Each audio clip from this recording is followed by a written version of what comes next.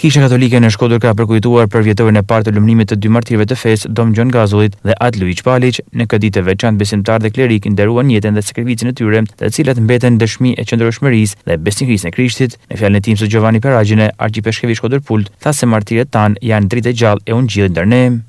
Jemi të mbledhur sot në këtë katedrale të shenjtë të Shkodrës për të kremtuar për vjetorin e parë të martirëve tanë të dashur, të lumeve Gjon Gazulli dhe Luiq Palić. E kujtojmë akoma sot kremtimi që kemi përjetuar pikërisht një vit përpara. Prania jonë sot këtu është një akt nderimi, por mbi të gjithë një akt feje, sepse martirët tanë janë dritë e gjallë e Ungjillit ndër ne. E dim shumë mirë, nuk jemi këtu vetëm për të përkujtuar çfarë ata kanë bërë, për sakrificën e tyre, për besimin e tyre deri në fund ndaj Krishtit, por jemi këtu sepse dëshirojmë që jetën e tyre të jetë një dritë për jetën tonë.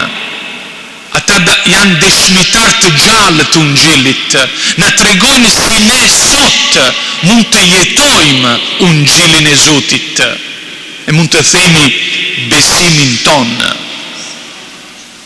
E jetën e tyre na ndihmojnë edhe të kuptojmë, të lexojmë me një shikim të veçantë faqja e Ungjillit që sapo kemi dëgjuar, që liturgjia sot na paraqet.